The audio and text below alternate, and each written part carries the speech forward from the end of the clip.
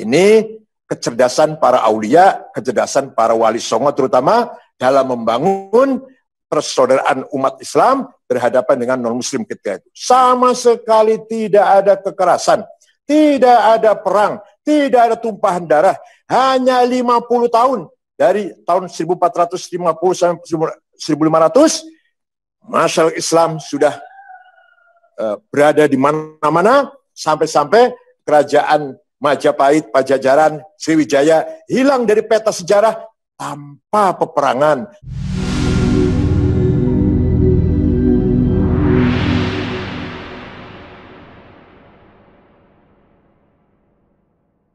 Ringkas cerita, memang istilah santri masih banyak diperdebatkan.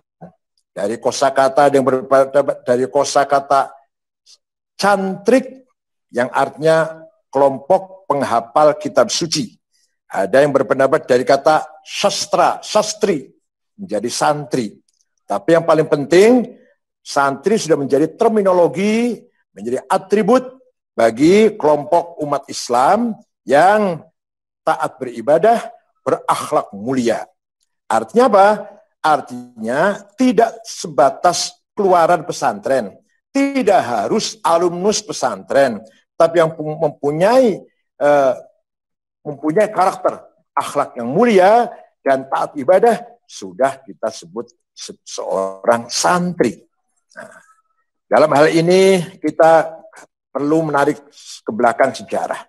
Ringkas cerita, ketika Belanda sudah menguasai bukan beberapa, semua kerajaan Islam, Banten, Cirebon, Solo, atau di luar Jawa semua dikuasai Belanda, maka beberapa para pangeran yang ada di keraton yang masih mempunyai prinsip non-cooperation dengan penjajah, lari meninggalkan kerajaan, membangun lembaga pendidikan sebagai titik pusat pertahanan nilai-nilai agama Islam, baik itu teologi maupun akhlak atau karakter, dan muamalah, muasyarah, membangun pergaulan, membangun perkawanan pertemanan, berangkat dari nilai-nilai akhlakul karimah. Itu yang nanti akan dinamakan pesantren. Maka rata-rata pesantren itu semuanya dibangun oleh keturunan kerajaan, masih keluarga raja. Contoh Cirebon, ada Buntet, Babakan Cuaringin, Gedongan, Kempek, Arjayunangun. Itu kalau kita cari pendirinya, ternyata dari Keraton Kesepuan Cirebon. Begitu pula Pangeran Diponegoro, itu putra Hamengkubuwono II, yang keluar dari istana, mengadakan perlawanan, memobilisasi massa untuk melawan Belanda, yang sangat merepotkan Belanda itu, 1825-1930, itu beliau juga santri, murid dari Ki Hasan Besari Ponorogo. Begitu pula Ki Hajar Dewantara, Bapak Pendidikan Nasional, itu santri, murid dari Kiai Samsudin Klaten. Dan masih banyak lagi para pahlawan yang berlatar belakang santri. Bukan berarti keluar pesantren, tapi punya semangat mengamalkan ibadat Islam sesuai dengan perintah syariat. Bukan berarti syariat diformalkan, tapi diamalkan, dijalankan, dan berakhlakul al-karimah, berakhlak mulia.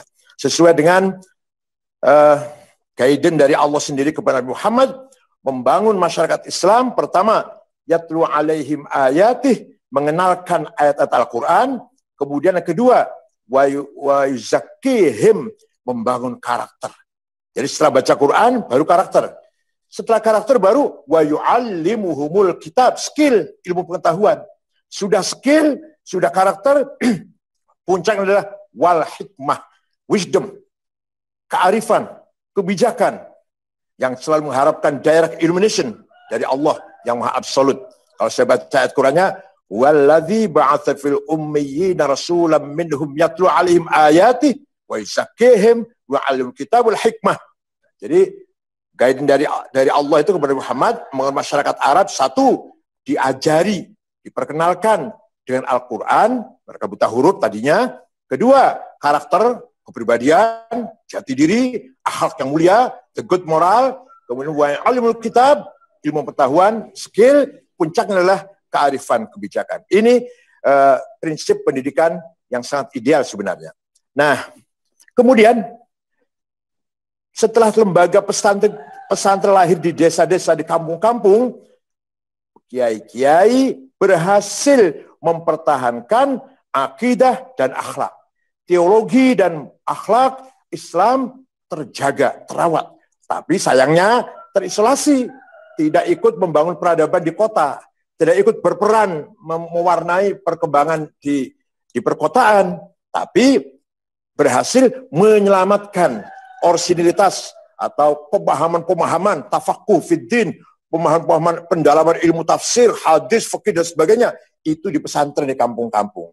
Orang Islam yang di perkotaan hanya berusaha menjaga tidak sampai murtad, jangan sampai keluar dari Islam, itu aja kalau di kota. Ya, kalau pendalaman ada di pesantren. Nah, di antara karakter yang dibangun oleh para ulama, para kiai, nomor satu adalah muamalah, muasyarah, musahabah bil husna, muamalah bil ma'ruf. Apa artinya? Santri mendapatkan doktrin yang sangat intens dari para kiai agar menjadi orang yang pandai bergaul, bisa berteman, pandai bermasyarakat. Sudah barang tentu dibekali beberapa bekal, ada ilmu pengetahuan, ada strategi dakwah. Yang paling pokok adalah muamalah, muasyarah, bagaimana nanti hidup di tengah masyarakat bisa diterima oleh semua pihak. Maka santri itu sebenarnya cikal bakal prinsip nilai-nilai kebangsaan, lintas agama, lintas kelompok, lintas budaya, lintas suku. Karena santri dibekali oleh para kiai di pesantren agar menjadi orang yang pandai bergaul, bisa bermasyarakat, bisa berteman, menerima semua orang pihak. Wala udwana illa 'alal zalimin. Tidak boleh bermusuhan kepada siapapun kecuali yang zalim, yang melanggar hukum, itu baru dianggap musuh. Selama orang itu tidak termasuk zalim, non-muslim, beda agama, beda suku, beda kelompok, beda budaya, jangan dijadikan penghalang kita membangun persahabatan. Itu pada dasarnya. Maka Kiai Hasyim Asy'ari ketika membangun Nahdlatul Ulama mempunyai 3 ukhuwah, 3 solidarity. Ukhuwah Islamiyah, persaudaraan umat Islam, ukhuwah wataniyah, persaudaraan sebangsa setanah air, dan ukhuwah insaniyah, pergaulan atau persaudaraan kemanusiaan.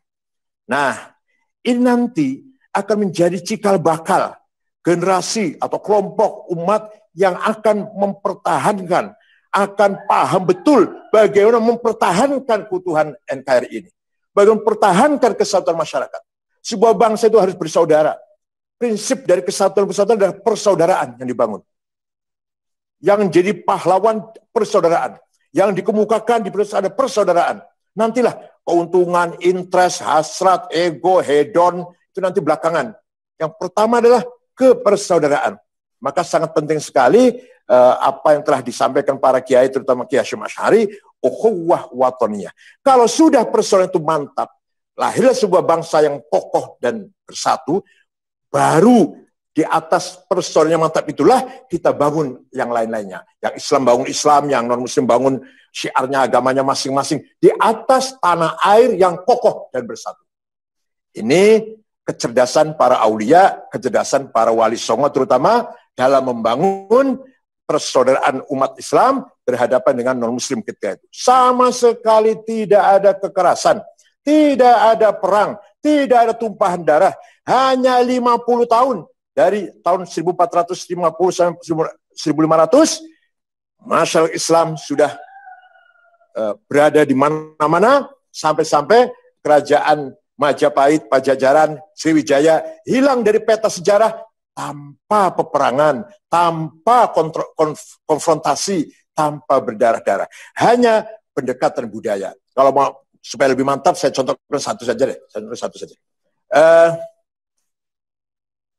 Sesajen misalkan.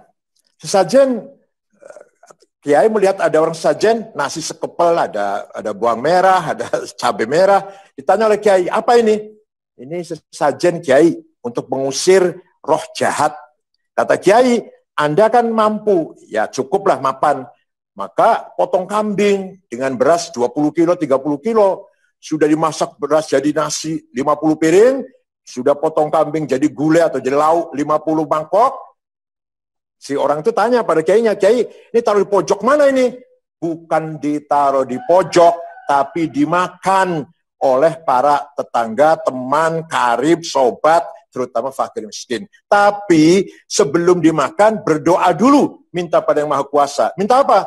Kamu selamat, istrimu selamat, anakmu selamat, keluargamu selamat, hartamu selamat, hidupmu selamat, matimu selamat.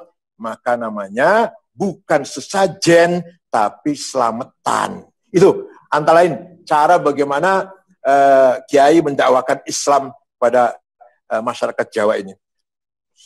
Satu lagi contoh, Sunan Kudus. Nama lengkapnya Ja'far Shadiq Ibn Utsman Al-Hamadani. Itu datang dari Hamadan, Persia. Melihat masyarakat Hindu melihat sapi disembelih masih tidak enak walaupun sudah masuk Islam. Walaupun sudah masuk Islam, melihat sapi disembelih masih tidak enak rasanya. Karena waktu di Hindu sapi dihormati. Maka Sunan Kudus mempunyai ijtihad, Kudus dan sekitarnya Pati dan Jepara itu tidak boleh potong sapi, tapi diganti kerbau. Padahal di Quran nggak ada kerbau, itu nggak ada. Korban tuh onta, sapi, kambing. Tapi Sunan Kudus berhasil dengan ijtihadnya mengganti sapi dengan kerbau. Sampai sekarang di Kudus, di Pati ada soto kerbau, nggak ada soto sapi. Inilah langkah-langkah bijak bagaimana Wali Songo menyebarkan Islam kepada masyarakat yang waktu itu masih animis atau sudah Hindu atau Buddha, sehingga mereka menerima ajaran Islam berkat kelihayan strategi dakwah para Wali Songo. Nah, ketika terbentuk masyarakat yang taat beragama, yang punya nilai-nilai akhlakul karimah, maka mereka diberi nama santri. Oleh karena itu, sejak dulu sampai sekarang, santri memiliki tipologi, memiliki ciri khas, yaitu masyarakat umat Islam yang menjalani agama dengan baik, dengan benar, taat beragama, berakhlak mulia, dan hormat pada kiai, pada guru, pada masyayikh.